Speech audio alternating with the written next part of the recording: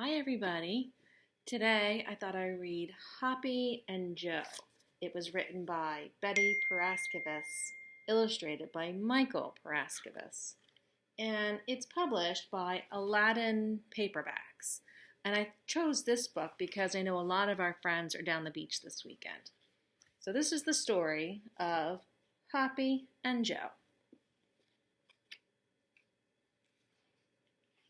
On a narrow strip of land between the ocean and the bay, known as Sunshine Beach, there was a tiny stand with a big sign that read, Gino's Lemon Ice. This was Joe's world. Every morning, Joe would watch Gino squeeze the lemons and stack the pleated paper cups. He'd fix his eyes on Gino's face, tilt his head first to one side and then to the other, and listen as Gino shared his thoughts. But when the umbrella brigade began crossing the dunes, Gino got busy serving his customers, and for the rest of the day, Joe would wander the beach alone.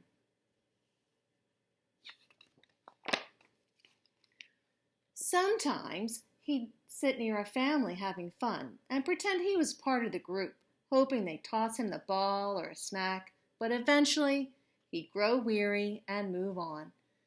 After a dip in the sea, he would shake himself dry, stretch out on the sand, and wait for the long, lonely day to end.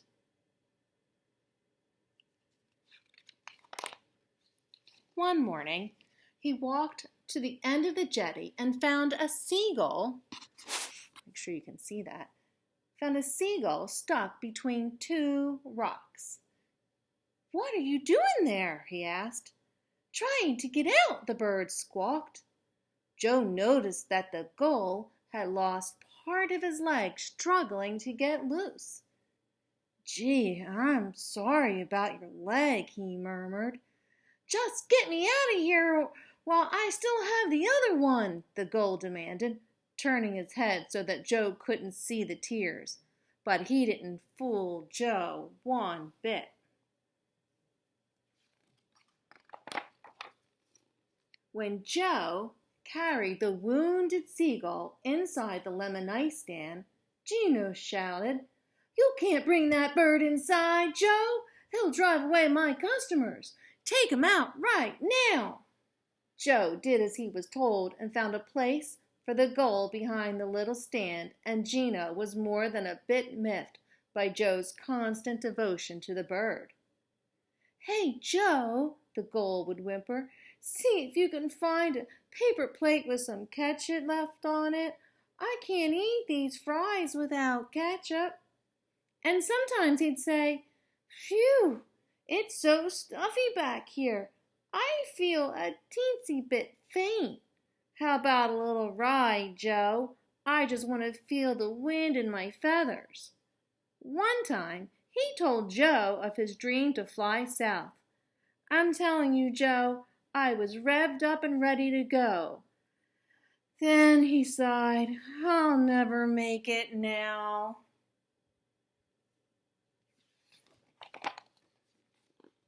"Gee, I'm glad you're not going," Joe said. "I never had a friend before." "Oh, there's Gino, but he's family and he's busy all day." Well, said the gull, "I never had a dog before for a friend, and Joe saw a fleeting twinkle in his eyes. When the bruised and battered gull finally succeeded in hopping about, Joe shouted, "Go, Hoppy, go!" Hoppy never went near the lemon ice stand again, and that was fine with Gino.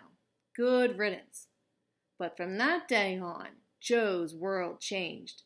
Every morning he headed down the beach to the snack bar where he knew Hoppy would be waiting for him. Summer was humming and the days flew by like the pages of a favorite book in a persistent breeze. Joe loved to run along the beach with Hoppy on his back, shouting, "Faster, Joe! Let's really kick up some sand!" Gino kept the stand open late every morning, and Hoppy and Joe liked to talk as they watched the moon spill diamonds on the sea. Hoppy would say, "I'm not kidding you, Joe. You'd love it down south. This old bird at the country dump told me they got palm trees and sand that sparkles like sugar crystals and water so clear you can see right to the bottom of the ocean." And sometimes they didn't talk at all. See these dots here? That's like a dream bubble, or what he tells you what he's picturing in his mind. But the golden days on Sunshine Beach ended with a black cloud arrived in the form of a letter advising Gino that he could no longer rent the stand because the land had been sold to a restaurant chain. Gino sat for a long time with his face in his hands.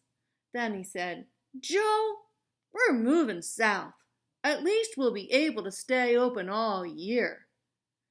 Joe rushed off to tell Hoppy. "Hoppy, Gino says we're moving south." "No kidding, Joe. Well, in case I don't see you again, have a good trip." Joe's eyes were huge circles. "Hoppy, you're the one who always talks about going south.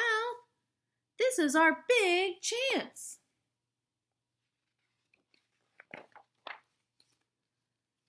"Look, Joe, my long-distance flying days are over, and my landing gear ain't what it used to be. You can do it. Just follow the truck, Hoppy. I promise I'll be watching for you every minute." "Sure, Joe. While you're in the truck with Gino all comfy and cozy, I'll be up there all alone, beating my wings."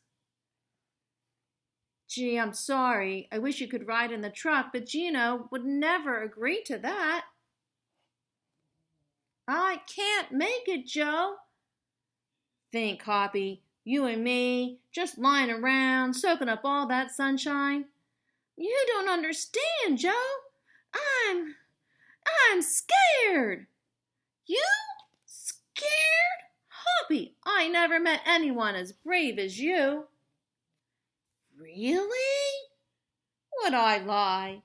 You really think I can make it?" "I know you can." "Maybe you're right. Gosh darn it, I gotta try. How much time do I have to get in shape?" "We leave in a week." Joe cheered Hoppy on as he trained for the long flight, racing through the sky, making circles around the sun, and practicing his landing technique. And then came the big day. They were ready to leave. The old truck was making good time. Gino felt great. He made the right decision.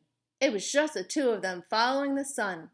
He smiled and looked at Joe, hanging halfway out the window, his eyes on the sky. They had gone about 400 miles when Gino stopped for gas. Joe raced into the brush. "Hoppy, psst, Hoppy, where are you?" "I'm over here, Joe." "Gee, Hoppy, you don't look so good." "My wing is giving me trouble. I don't want to leave you like this." "I'll be okay. Better not keep Gino waiting." Hoppy saw the truck moving below him. There was a good old Joe hanging out the window. "Hey, Joe! I'm up here, Joe!" A blast of wind hit him head on and a sharp pain surged through his wing. He was losing altitude, tumbling closer and closer to the ground. He managed to level off just in time. His whole body was weary with pain as he struggled to climb higher in the lonely sky.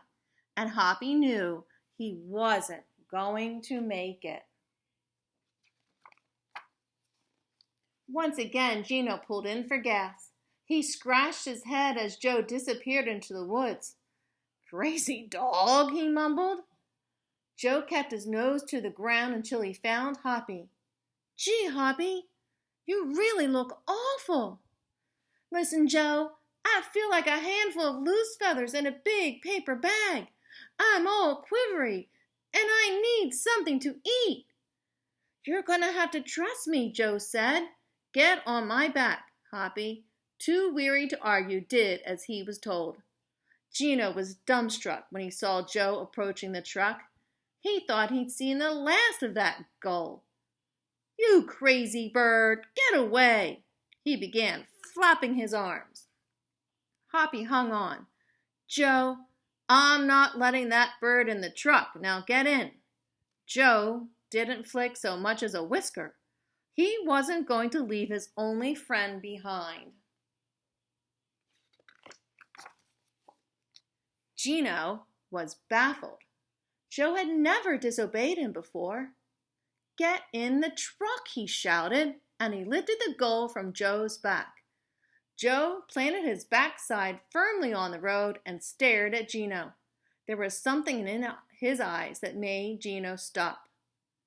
Hoppy's frail little frame trembled in his grasp. The poor little guy was Joe's friend, and he'd had more than his share of hard luck. Gino cleared his throat and whispered, "It's okay. You're just tired, and no wonder. 800 miles, and all on your own. I guess we can make room for Joe's best friend." One of Hoppy's tears escaped and splashed onto Gino's hand. "We'll have to get you something to eat. Oh, and I guess you should have a name. We'll call you Hoppy." The old truck rolled along as Hoppy listened to Gino talk about his plans for their future. Those French fries really hit the spot. Joe was asleep beside him. Friends didn't come any better than good old Joe, and as they continued south along the highway, Hoppy was sure of one thing. He was one lucky bird. And that's the end. So have a great day with your friends and family. Bye.